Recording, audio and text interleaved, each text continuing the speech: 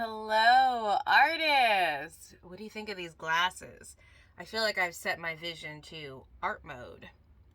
So, it's the end of what we call the end of the year. Though it's not the end of the year for me, as I don't live fully in this Gregorian time. Like, I feel like part of my African Americanism is knowing that half of me lives on this artificial time. I mean, the time is so fake. Like, how do we go from 1 second it's midnight and then we fall back or fall forward like either an hour or 2 hours or something? Like, I don't really understand it, but I do understand seasons and I do like natural time. So happy belated Capricorn new moon. That one knocked me out. I was like, I must sleep 1,000 sleeps of 1,000 tired peoples on this planet because I just couldn't get out of bed. And happy early Cancer full moon, which is always a banger. It always comes in and cleans house, which is what I'm trying to do today. Cleaning up my room, but also reflecting on the fact that I've been vegan for 7 years. 7 years. Like, and I'm not a person that likes to do things like, rules. Like, I'm not really into this whole rule thing. I'm very much a like, live your own truth, find your own beat and rhythm, go with the flow. Feel like today I have been wearing nothing but things with like soft fluffy sleeves because like that's what I'm feeling today. And I was thinking about how in the world have I been able to be a vegan this long? And the first thing that came up to me was, I actually have been thinking about this since, so my vegan birthday, I'm a Virgo vegan. My vegan birthday is September 1st, 2015. So that's when I rebirthed myself as a vegan. And I haven't eaten meat like consciously since then. Have I eaten some meat products by accident? Oh, absolutely. Actually, not too long ago, I put yogurt in my own mouth. I grabbed, those little kid squeezy thingies that sometimes they have smoothies in them, sometimes they have like greens and things. So I was on set and some of them for the kids were fruit the day before, but I didn't know that they actually had yogurt ones. So I'm in my car not paying attention and I open it and I like squeeze and I was like, this is a mouthful of strawberry banana yogurt. And I can't stand dairy. I think dairy is the most disgusting thing on this planet. Like, I shudder to think about all the years in which I ate dairy. I'm just like, what a waste of time. What a waste of time. Y'all don't even know. I have wasted so much time eating dairy on this planet because it has always done me dirty. Dairy has never been my friend. She was never, ever, ever, ever my friend, okay? Dirty, dirty, dirty. I have spent hours upon hours with bubbles and gurgles and everything happening in my body from eating dairy. So I quickly, while driving on I-4, got the dairy out my mouth and was like, happy 7 years of being vegan. This is the vegan life, is when you live in a country and a culture and a world that doesn't care about your veganism. It's going to happen because there's just so much animal products everywhere. But I think the only reason why I've been able to really do it is that there's only one rule. Everything else in my life and everything else in this culture has so many rules. Like, so many rules just to make money, just to make an income. There's so many rules. You have to keep your receipts, you have to do this, you have to do that, you have to show up on time, you have to clock in, you have to clock out, you have to answer this email, and then everything is on all of these artificial times.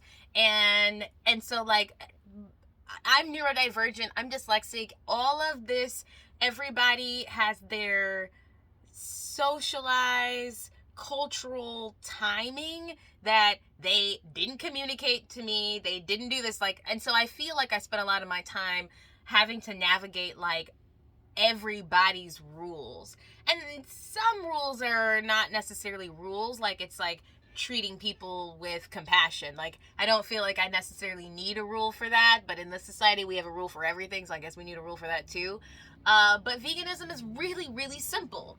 It is. And like, I feel like 7 years later, I figured out what it is. Like, what have I been doing? and one part of the simplicity, it's like the yin yang. So the yin part is abstaining from eating animals. That's it. That's the only rule. Done. The yang part is experiencing the yin in a culture that does not support it. So what does that mean? Like, what does that actually mean? It means that the hardest part of being vegan has been being at someone's house and they apologize for not having anything to eat, but then don't actually help you problem solve or figure out how to get you fed.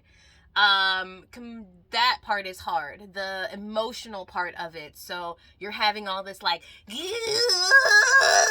in your life, and you want to be comforted, and food is a major comfort. I mean, I think all mammals, maybe all species, maybe all beings, like, eat for comfort to a certain extent. Some animals, like, they just get bored. It's like the zoo effect. Like, they're just like hanging out eating chips.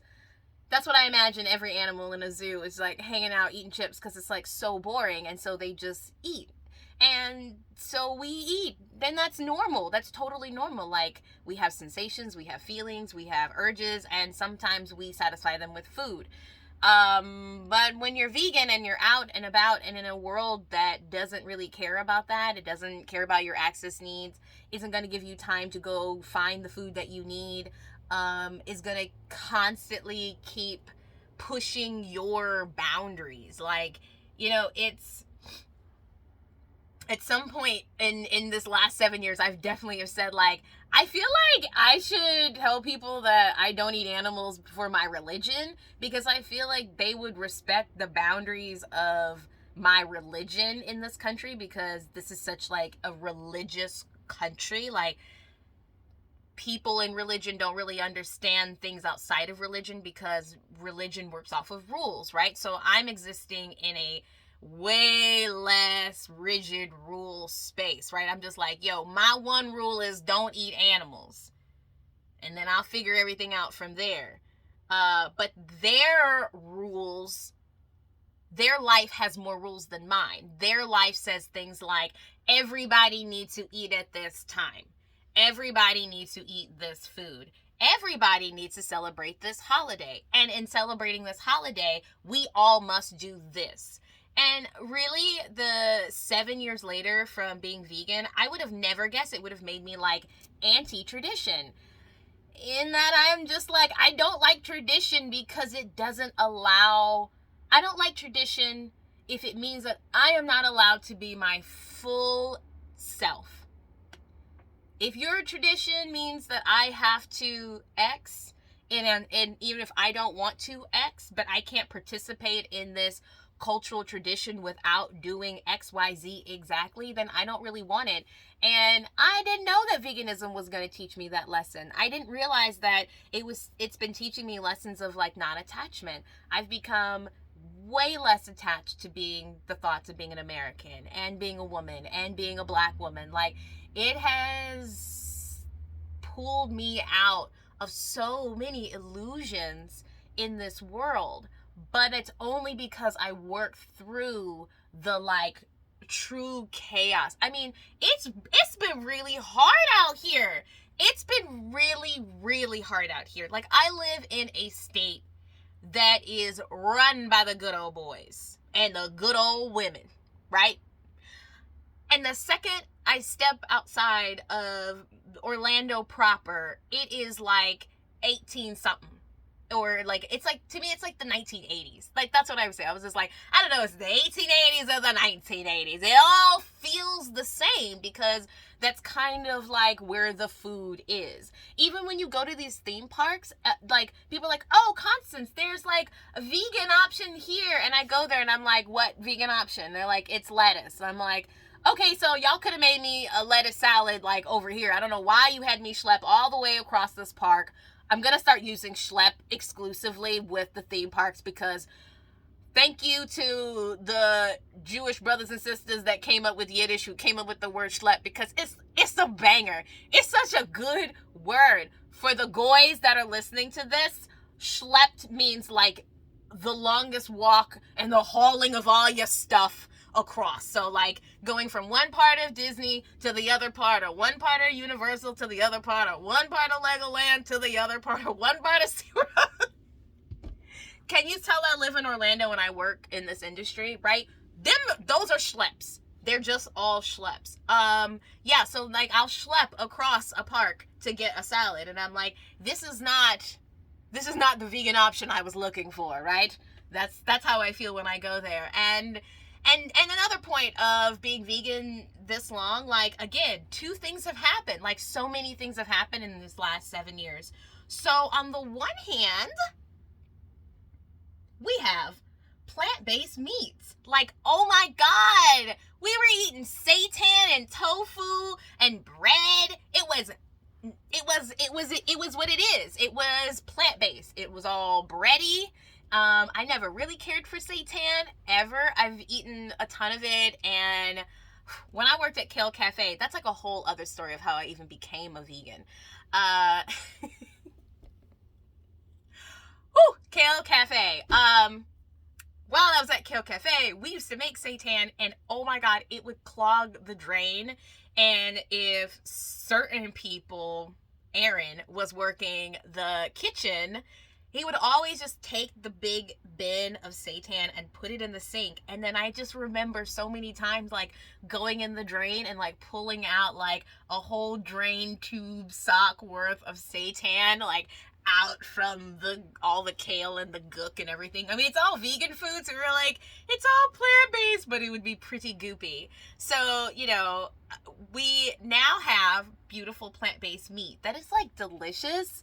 Like, I got a sausage cooking in the oven right now. Like, I'm about to tear up the sausage. And what do you have in there? Oh, pretzels. Yeah, my mom brought these like pretzels. I'm gonna have some vegan sausage and a pretzel with the salt and the mustard, and it's gonna hit, right?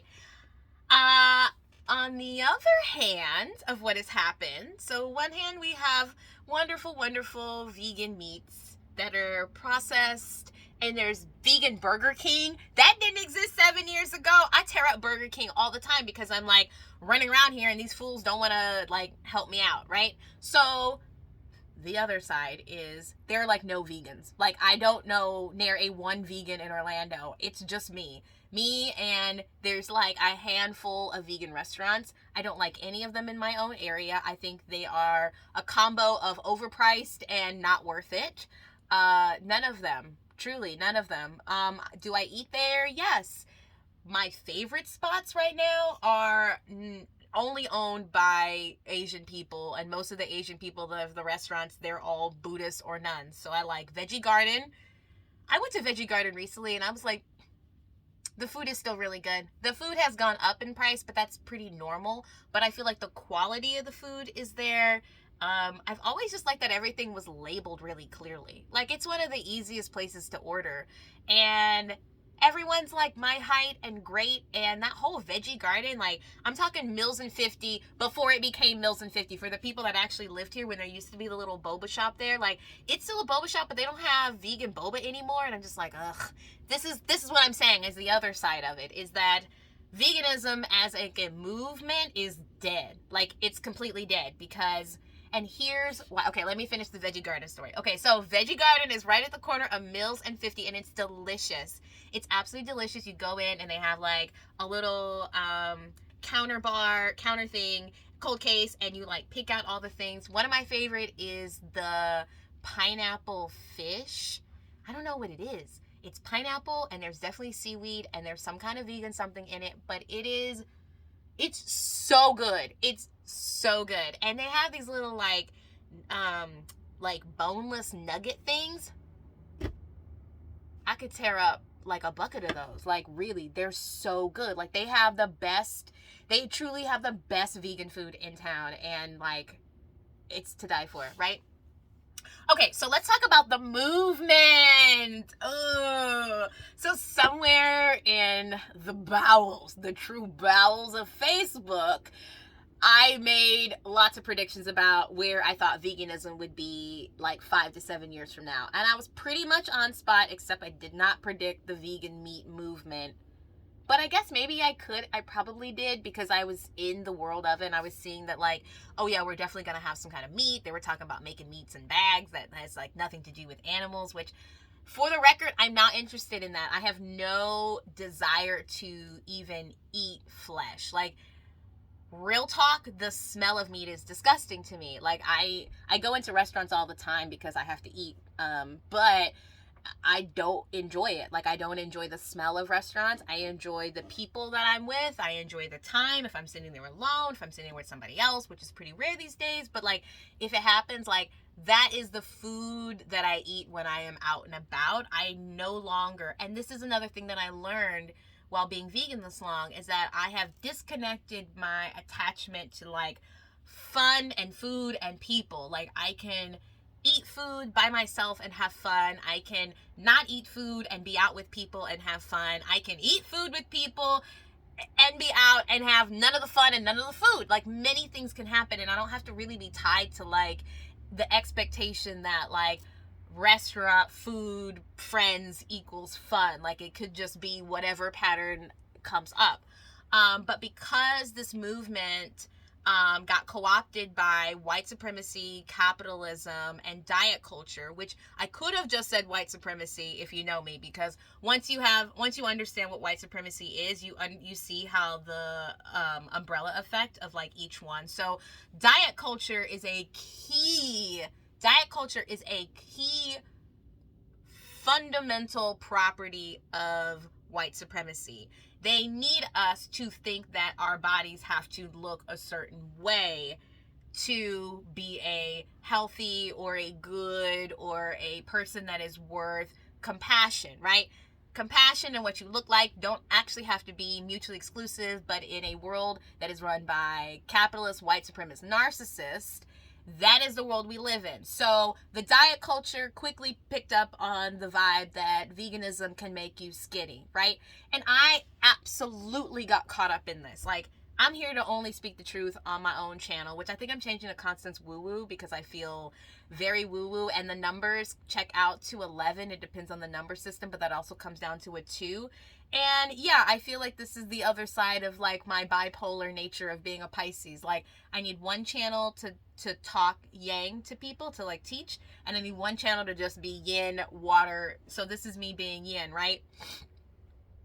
So I got caught up in it too. I absolutely had like deep, long moments of orthorexia where I felt like if it wasn't organic, if it wasn't raw, if it wasn't vegan, if it wasn't this, if it wasn't clean, if it wasn't pure, if it wasn't my stomach was gonna hurt. And my stomach did hurt. It absolutely did hurt. Like, orthorexia is real. It is very, very real. Thinking that eating a potato chip is going to cause you an ulcer or stomach cancer, or is gonna kill your bladder, or is gonna make pimples come out, or you're gonna lose your hair, or you're adding too much fat to your liver, or all of those things are real fears that come out of being an oppressed person. And being an oppressed person that is stepping outside of the safety of food and my culture and my comfort zone. And the only people that I was stepping into was a community that was very toxic.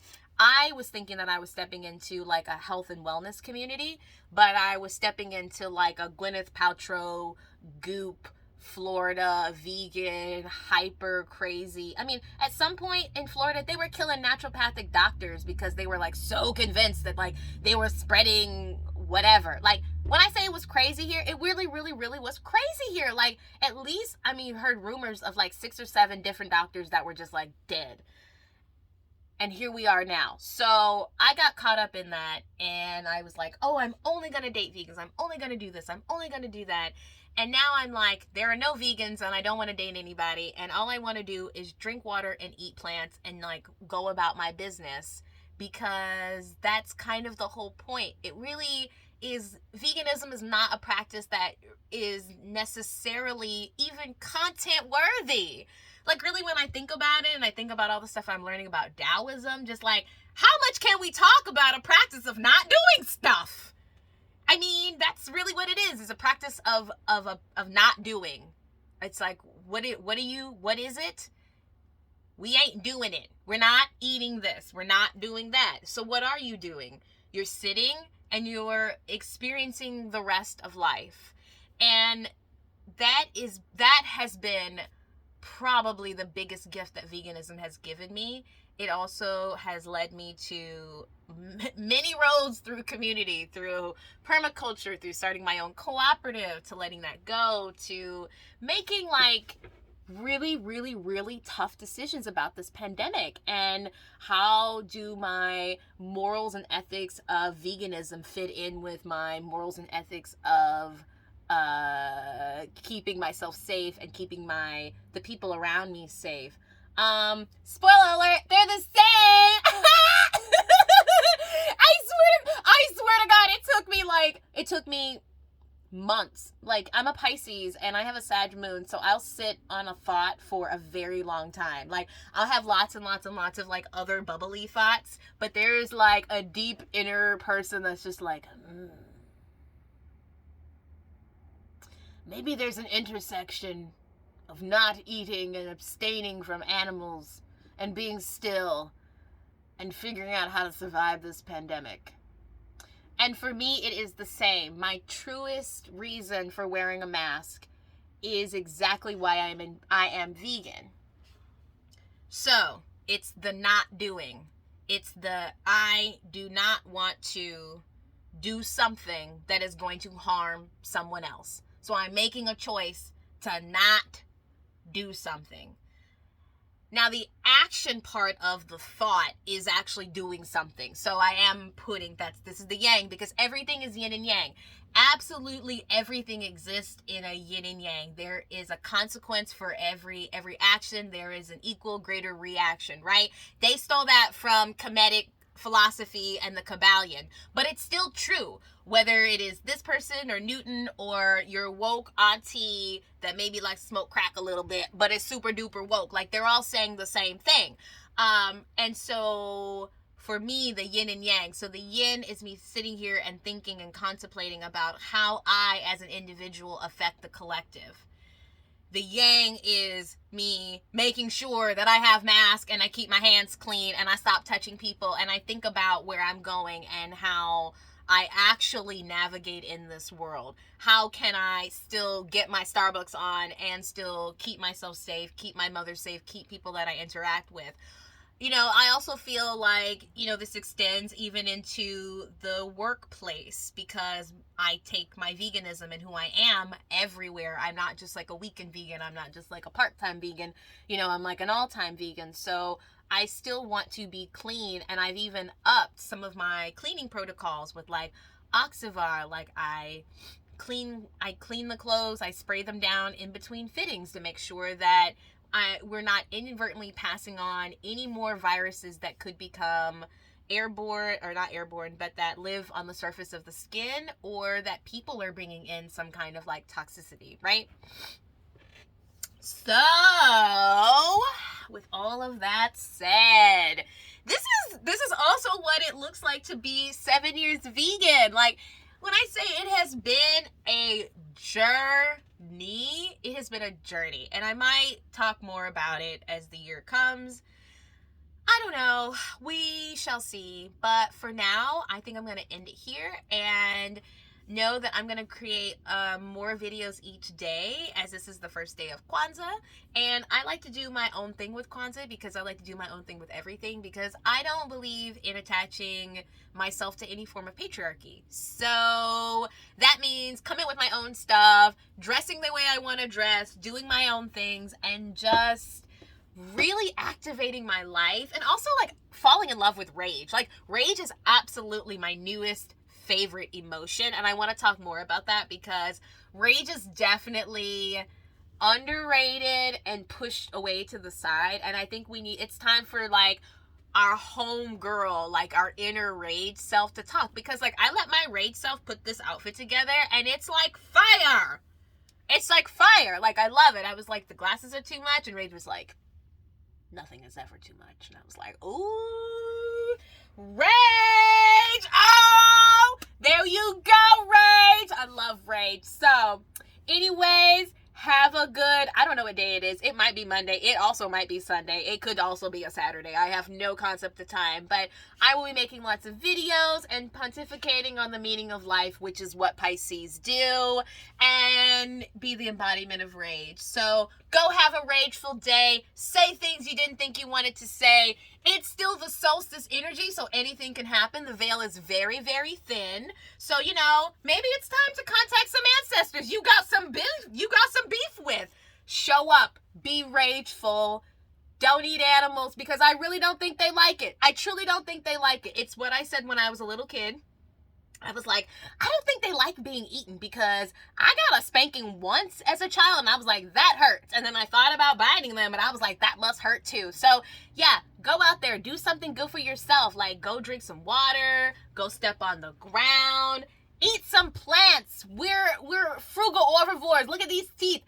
I got plant eaten teeth, and so do you. So eat some plants, live your life, but also eat some potato chips and eat a Twinkie, because I'm actually about to get some Hostess cookies up in this place, because I really need cookies this time of year. Like, I really need cookies this time of year. So, you know, duality, baby. Do the yin, eat your apple, go out there and be in the sunshine, and do your yang, eat your potato chips, eat your Hostess, but love all of it. And I think that's like the important part. That's like what veganism has taught me. It's like, love all of it in the moment, because honestly, we ain't promised tomorrow. This earth is falling apart and we have like multiple pandemics going on. So love it. Just like, be rageful, be loving, like, live in the moment. Like, allow yourself to fully live in the moment.